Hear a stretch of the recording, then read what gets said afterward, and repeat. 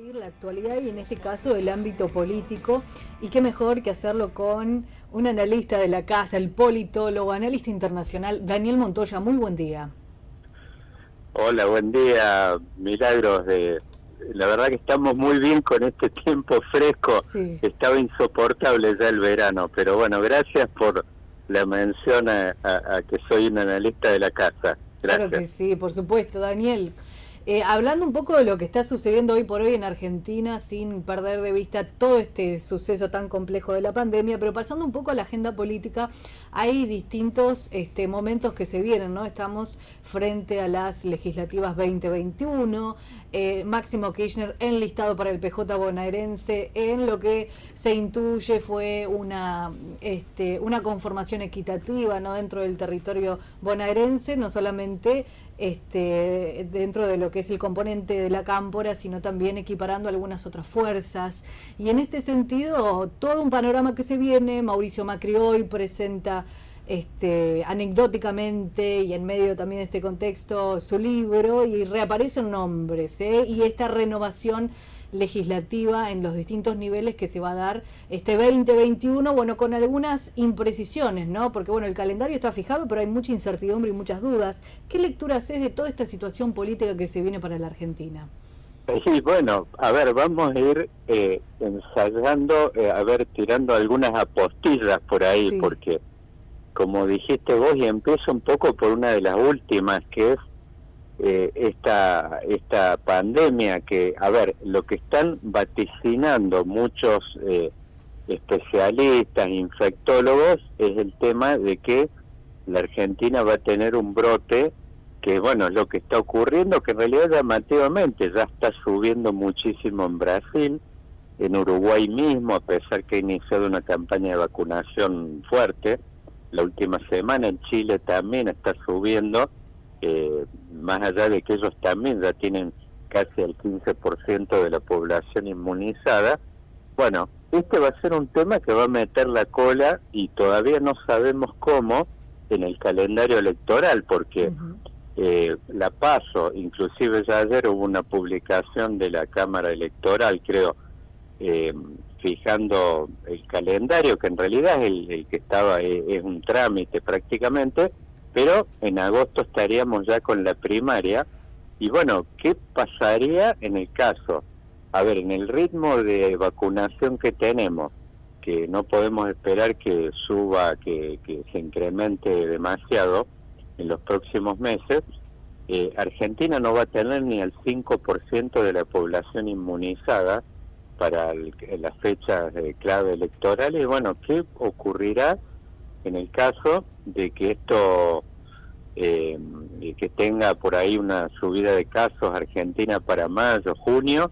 Es incierto. Así que bueno, este va a ser un tema como que va a quedar ese signo de interrogante dando vueltas. Bueno, más allá de eso, como dijiste vos, a ver, empecemos por un sector que es la centro derecha.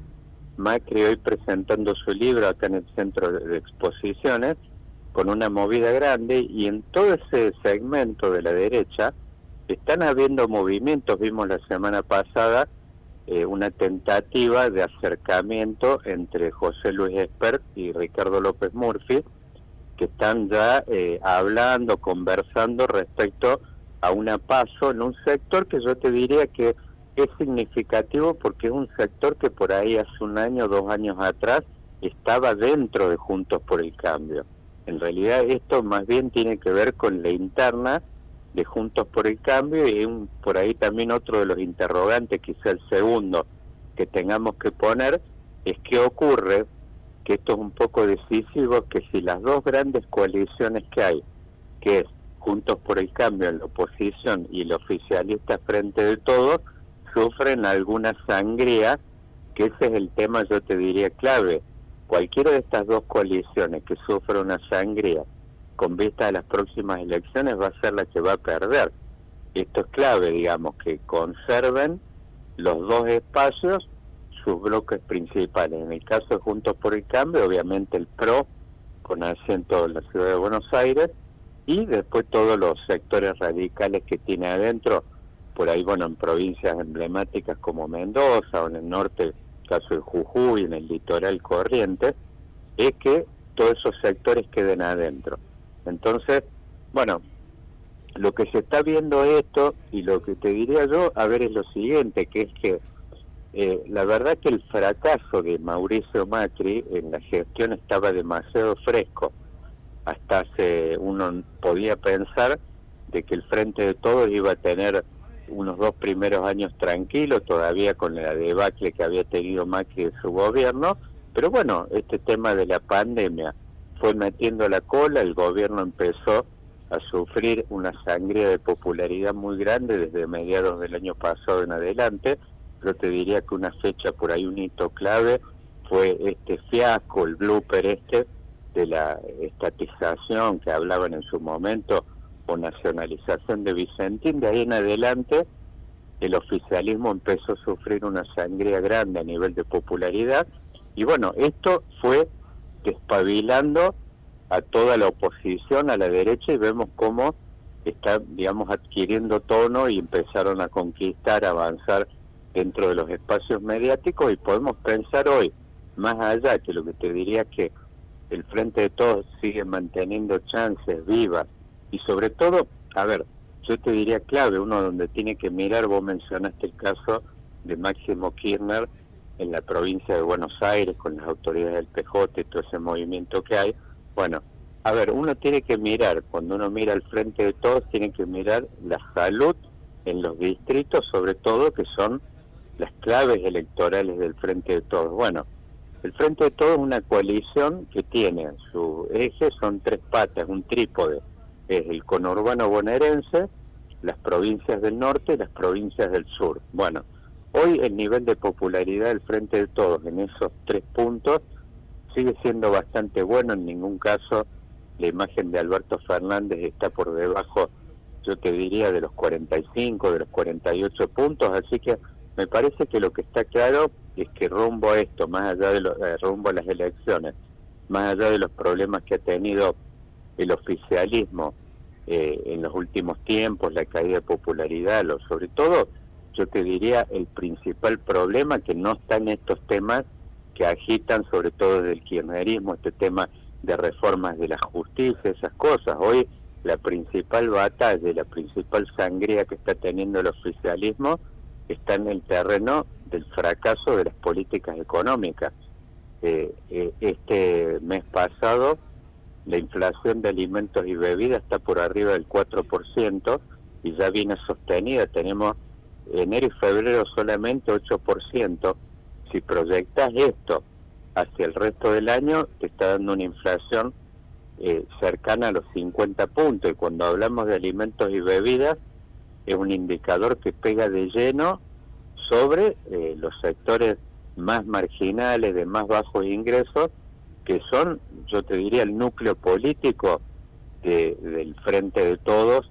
Son los sectores que más sufren directamente, la mayor parte de los sectores que consumen el 100% de su salario, de los ingresos que obtienen con changas o en la economía informal. Entonces, este yo te diría que es el principal problema que tiene el oficialismo, y de alguna forma, esto me parece que lo tienen claro algunos líderes del oficialismo, cuando están planteando de que un poco el test, la prueba de fuego del oficialismo van a ser los indicadores de inflación de estos 2 meses, marzo y abril, en la medida de que el gobierno no pueda domar esto, que está tratando de hacerlo, y sobre todo anclando el dólar, el precio del dólar, manteniéndolo a raya.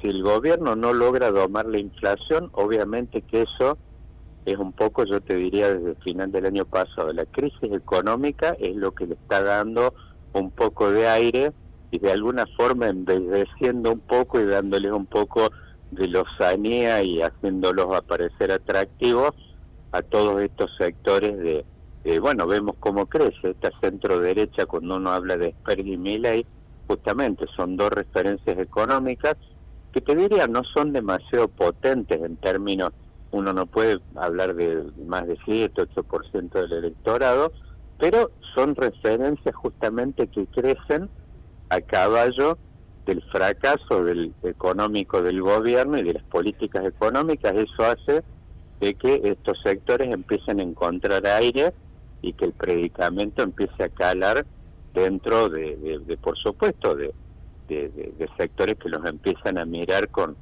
cierto atractivo en la medida que se están haciendo cargo de la agenda que el gobierno no está atendiendo en este momento con eficacia, por lo menos, que son los principales problemas, que son inflación, empleo y pobreza. Y en la medida que el oficialismo siga delirando y hablando de todos estos temas de la reforma de justicia, el lawfare y todas esas cosas que realmente no le interesan a nadie, salvo a 2 o 3 dirigentes que viven dentro de, ahora que está de moda este tema de la burbuja, viven en una burbuja política que es una agenda de temas que uno nunca va a escuchar en ningún bar de San Nicolás ni en ningún taller mecánico. Son temas que no existen en la cabeza de la gente.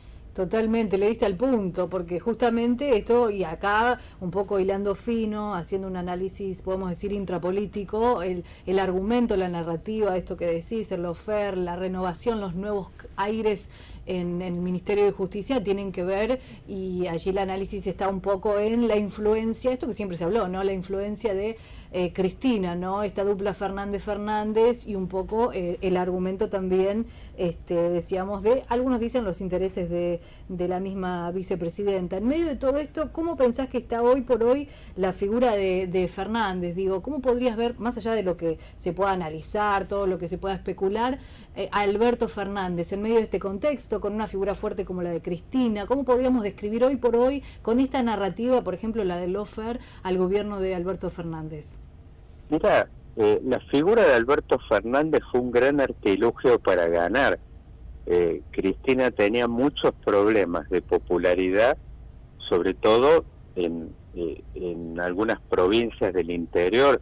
Yo te diría, todo el eje de la Pampa Húmeda podría uno tener, que vos decís, de la extensión que va a Ciudad de Buenos Aires, el interior de la provincia de Buenos Aires, donde está obviamente, hay un enclave muy importante, San Nicolás, y después toda la cadena de provincias, Córdoba, bueno, Santa Fe obviamente, Santa Fe, Córdoba, Mendoza, tenés todo ese eje. La popularidad Cristina realmente tenía demasiados problemas, no podía enfrentar una campaña en esas provincias, y vemos, yo te diría, hablamos de política, 2 provincias clave este año, y yo te diría acá donde tengamos un foco puesto a lo largo de todo el año, van a ser las elecciones de senadores nacionales este año, que hay 2 provincias que son claves, que pueden poner en peligro la mayoría que tiene hoy el Frente de Todos en la Cámara de Senadores, que son las elecciones de senadores de Santa Fe y Córdoba. Bueno, esas eran las provincias donde Cristina prácticamente no podía, más no fue a lo largo de toda la campaña, ella no salió, no se mostró, y la verdad que lo de Alberto Fernández fue un gran artilugio en ese sentido. Él inclusive viajó a muchos lugares del interior y uno veía de que había un diferencial de imagen que hasta mitad del año pasado Alberto lo mantuvo, que era Cristina con sus 40 puntos más o menos duros de imagen, y Alberto inclusive que llegó en un momento en abril a tener 80 puntos de imagen positiva. Entonces había un diferencial que explicaba y que sustentaba y le daba mucha fortaleza a la posición de Alberto Fernández, y de alguna manera hasta entusiasmó a algunos referentes con la construcción de un albertismo. Empezaron a armarse algunas juventudes y empezaron a fantasear un poco con esa idea. Ahora, todo eso, ese diferencial que tenía Alberto Fernández lo fue perdiendo, y hoy la imagen de Alberto está fundida prácticamente con la de Cristina en el mismo nivel. Entonces en este escenario hoy los dos tendrán 40, 42 puntos, entonces en este escenario Alberto no le está prestando ningún servicio político al oficialismo, y uno está viendo de alguna forma cómo eso se ha ido fundiendo, y bueno, hoy el protagonismo, uno lo ve en todas las encuestas, aparece, la gente está percibiendo directamente la referencia principal del oficialismo es Cristina. Alberto prácticamente se ha fundido su imagen con la de ella, está en segundo plano, y eso le ha dado aire en el último mes sobre todo. Ha empezado como una operación de traspasar a digamos, ese poder o esas capacidades que tenía Alberto Fernández al principio. Bueno, esto se está trasladando a Sergio Massa, otro de los componentes de la coalición. Por eso no es casual que Massa haya aparecido hace 20 días, un mes, liderando un anuncio respecto al tema de la baja del impuesto a las ganancias, que es un anuncio apuntado a sectores medios. La verdad que cualquier persona que pague ganancias en Argentina, sé que va a sonar fuerte la frase, pero es rica por definición. O sea, si uno lo ve en la pirámide de ingresos formales que tiene la Argentina, todos los trabajadores que pagan ganancias, más allá que ganancias por el tema de la inflación, se ha ido extendiendo un montón de trabajadores que, bueno, obviamente uno no puede hablar de que sean ricos, tienen apenas en una vez un autito en la puerta de la casa, pero digo, más allá de eso, en términos de lo que es la Argentina en general, son los sectores con mayor capacidad, inclusive los de más altos ingresos pagan ganancias. Seguramente cuando les bajen el impuesto a las ganancias, mucho de eso se va a trasladar a lo que es compra de dólares. Seguramente reaparecerá el tema de algunos viajes al exterior.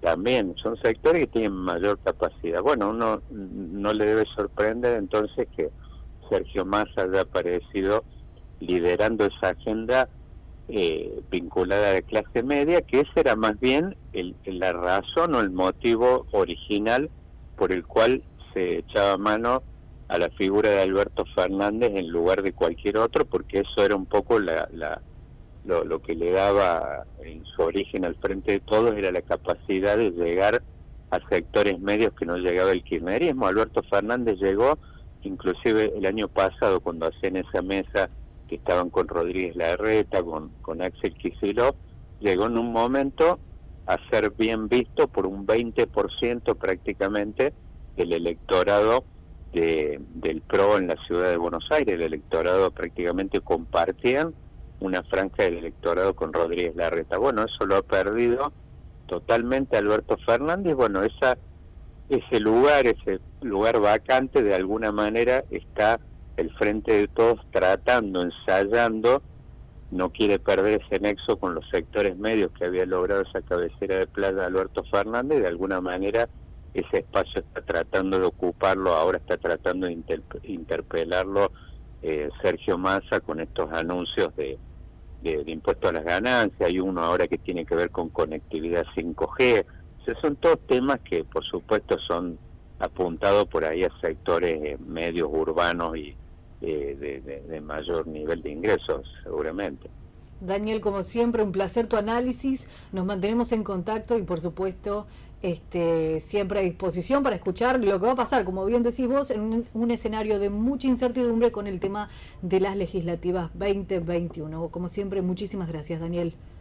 Gracias, Milagros. Muy buen día. Lo escuchábamos entonces al politólogo Daniel Montoya analizando la situación nacional de la plana.